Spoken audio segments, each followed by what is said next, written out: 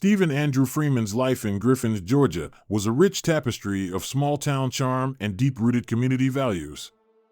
Born as the new year dawned in 1995, his entry into the world was celebrated with the kind of warmth and affection that only a close-knit community can provide. His parents, Troy and Jennifer, raised him and his brother Blake with a loving yet disciplined hand, ensuring that both boys appreciated the value of hard work and the importance of family. As a child, Stephen was the beacon of joy in his neighborhood. Whether he was racing down the streets on his bike, his laughter echoing through the air, or organizing backyard football games, Stephen's energy was infectious. His childhood home was a hub of activity where friends and family gathered for barbecues and holiday celebrations, creating a reservoir of happy memories. The Freeman household was filled with love and laughter, but it also held a space for serious conversations and life lessons. Troy Freeman, a man of few words but deep wisdom, often sat with his sons on the porch under the Georgia stars, imparting lessons about life, respect, and responsibility.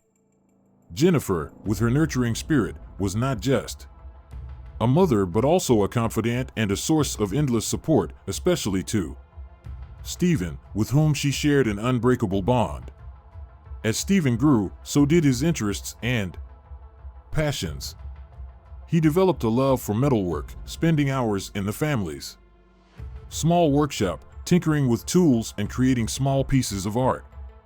This hobby, nurtured over the years, would later turn into a career path, symbolizing Stephen's deep connection to his roots and the satisfaction he found in crafting something with his own hands. In high school, Stephen met Mary Catherine Higdon, a girl who would become an integral part of his life. Mary, with her wide, bright smile and a heart full of dreams, was a perfect complement to Stephen's laid-back demeanor. Their relationship blossomed amidst the hallways and football fields of Griffin High, a young love nurtured by shared interests and mutual respect. Together, Stephen and Mary discovered a shared passion for the outdoors. Their dates were not typical teenage fare. Instead of movies and malls, they found joy in the serenity of nature. Hiking through the dense forests around Griffin, they shared stories and dreams, their conversations as meandering as the trails they explored. Camping under the stars, they felt a deep connection not just with each other, but with the world around them. After graduation, as they embarked on their respective careers, Stephen and Mary decided to take a significant step in their relationship, moving in together. Their home, a cozy place filled with mementos of their adventures and love, became a sanctuary where they planned their future and nurtured their dreams. Stephen's days were spent at the local metalworking shop, where he honed his skills and earned a reputation as a dedicated and creative worker. Mary, balancing her time between teaching and working at the sporting goods store, found joy in shaping young minds and sharing her knowledge of firearms and safety. Her job at the store also introduced her to Thomas Skinner, Stephen's best friend, forming a new link in their growing circle of friends. Thomas, along with Andrew McKee and Chase Pruitt, formed the core of Stephen's social life. They were more than just friends, they were brothers in arms, sharing in each other's triumphs and challenges. Their bond was strengthened by mutual respect and a deep understanding of each other's personalities and life goals. The integration of Mary into this close-knit group was initially met with a mixture of curiosity and cautious acceptance. The friends, protective of Stephen, were initially unsure of how Mary would fit into their dynamic.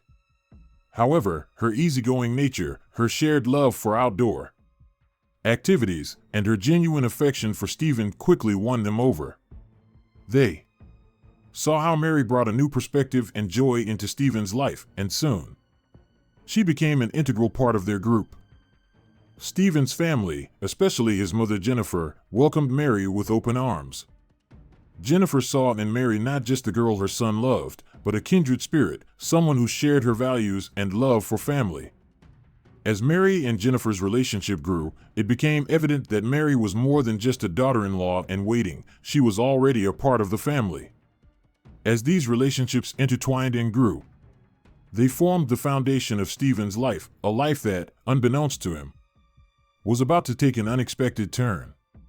The events that followed would test Stephen's resilience, challenge his relationships, and ultimately redefine his understanding of strength and perseverance. In 2018, Griffin, Georgia, a town wrapped in the languid charm of the South, became the backdrop for a story that would shake its very foundations.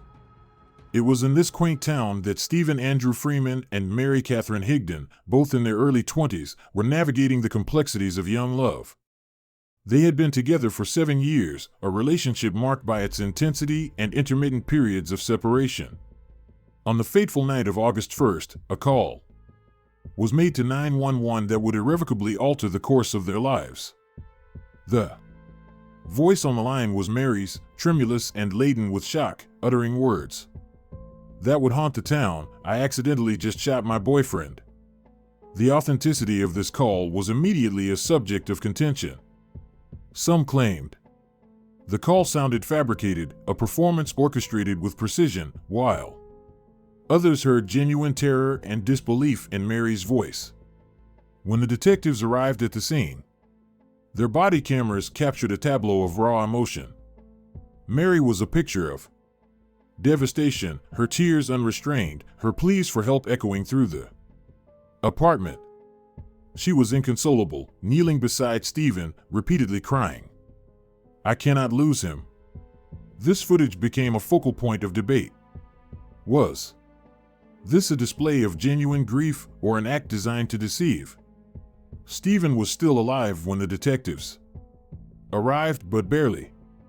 The bullet had struck him just below the neck, a wound that spoke of a grim intention. He was rushed to the hospital, but his fight for life was a losing battle, and he passed away just before the stroke of midnight.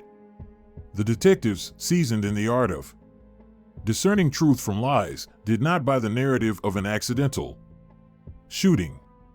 Mary's initial account to the investigators was that she had been handing the gun to Stephen when it discharged inadvertently. She claimed ignorance of the bullet in the chamber, insisting they never kept their guns loaded at home.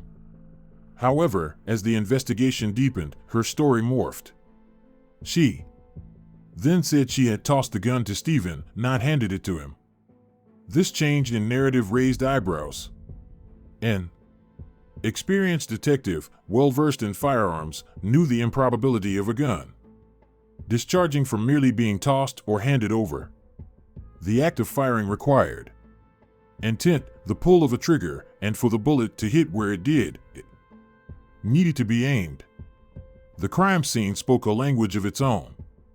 There were signs of a dispute, food strewn across the floor, the scent of alcohol on Mary's breath. These clues painted a picture of an evening marred by argument and frustration. The detectives surmised that the shooting was the tragic culmination of a heated moment, in a turn of events that seemed to favor Mary. During an intense interrogation session without her lawyer, the detectives recorded her confession. But fate had another twist in store. The tape, the most crucial piece of evidence, was rendered useless by static feedback noise, leaving them with nothing but their word against hers. However, the tape was not the sole piece of evidence. The gun, claimed by Mary to have been unloaded, told a different story. Cooking grease from the night's meal, a London broil, was found on the magazine and the side of the gun. This detail aligned with the greasy food scattered across the floor, linking Mary to the gun and contradicting her claims of ignorance about its loaded state. Further investigation revealed that the police had been called to their home 5 times in the past year, with at least 2 visits for domestic disputes. This history painted a troubling picture of their relationship suggesting a volatile undercurrent beneath the veneer of young love. As the detectives pieced together the evidence, a narrative began to emerge, one that contradicted the innocence initially claimed by Mary. It was a narrative punctuated by the tragic loss of a young life, a community grappling with the shock and the unraveling of a relationship that, on the surface, seemed like any other young love story in Griffin, Georgia. Stephen's closest friends, Thomas Skinner, Andrew McKee, and Chase Pruitt, provided a starkly different perspective on his relationship with Mary, painting a picture of volatility and fear. They described Mary as possessive, jealous, and prone to verbal abuse, depicting her as mentally unstable. According to them, Mary and Stephen's relationship was a constant cycle of arguments and confrontations, marred by an intensity that often spiraled out of control. One friend recounted how Mary's behavior bordered on obsessive, her relentless text messages and phone calls becoming a source of profound stress for Stephen. A co-worker shared a telling incident. While driving to a job, Stephen received a barrage of 30 calls from Mary, a clear indication of the tumultuous nature of their relationship. Stephen's friends revealed that he had grown increasingly fearful of Mary, especially after she had allegedly pulled a gun on him multiple times. Despite these alarming incidents, Stephen, bound by love and a reluctance to see Mary in trouble, refrained from reporting her to the authorities. This hesitance, they believed, stemmed from his deep emotional ties to her. By July 2018, however, the situation had reached a breaking point. Stephen was ready to leave Mary and had been making plans to move to an undisclosed location, fearing her potential reaction. This decision marked a significant and desperate attempt to break free from the cycle of their tumultuous relationship.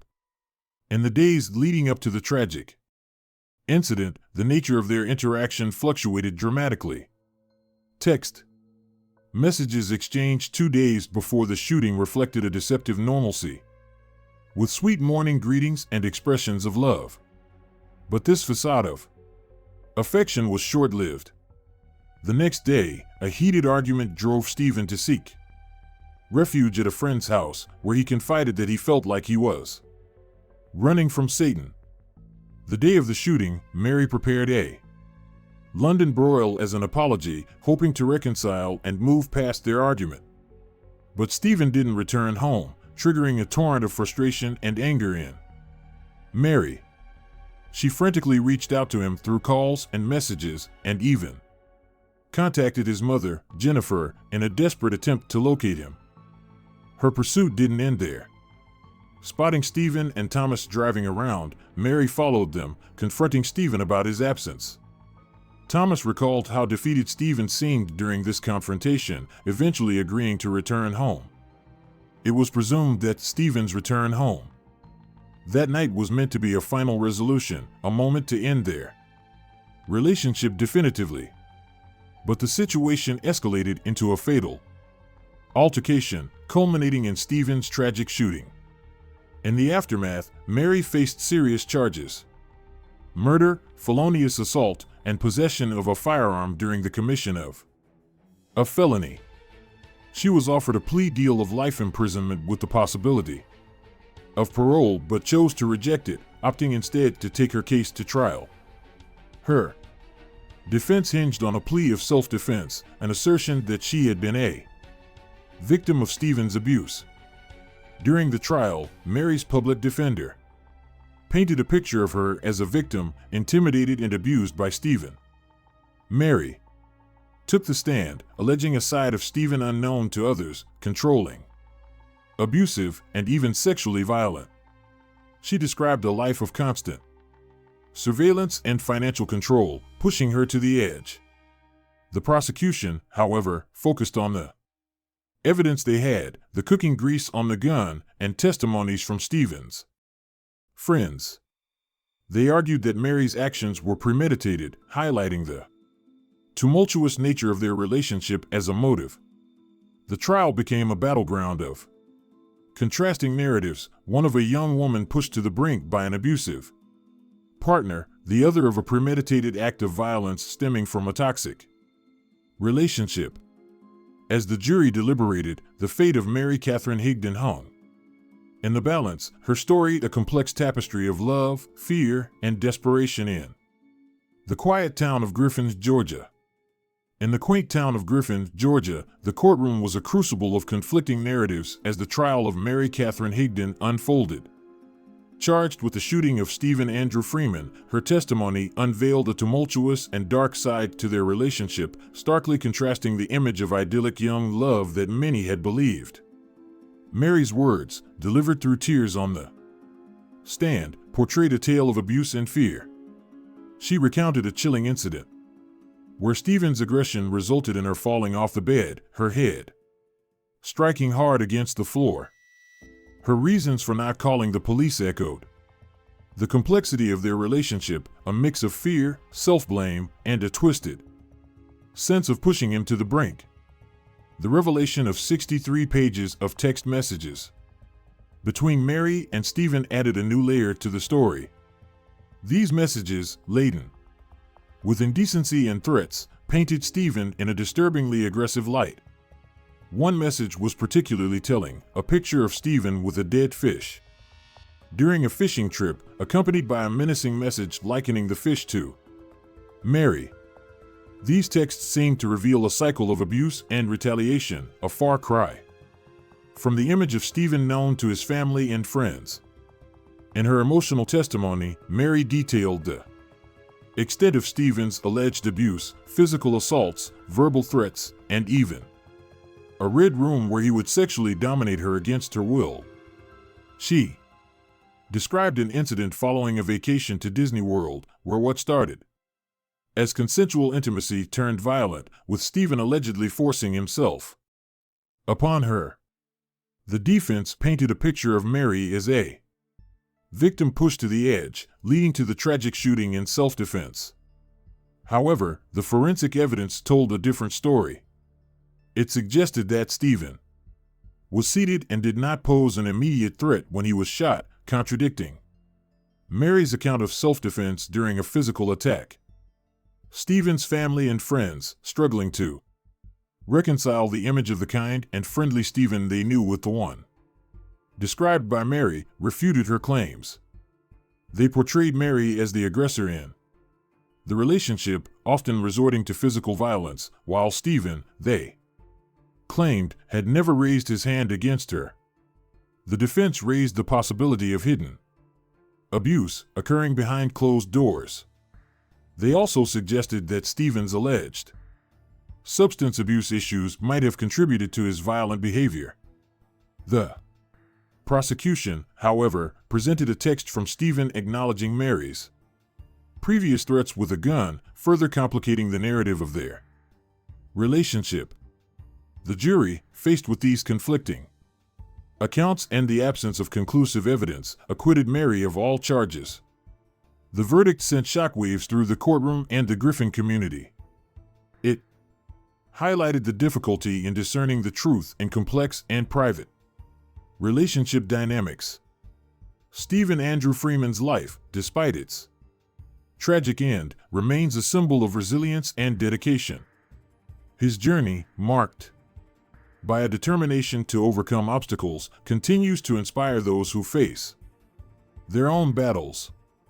His impact on his community and loved ones is a testament to his character, a legacy of strength and inspiration.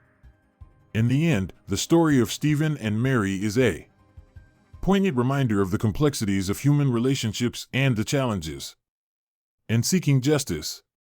It underscores the importance of understanding and empathy in the face of adversity, encouraging us to look beyond the surface and appreciate the multifaceted nature of human experiences.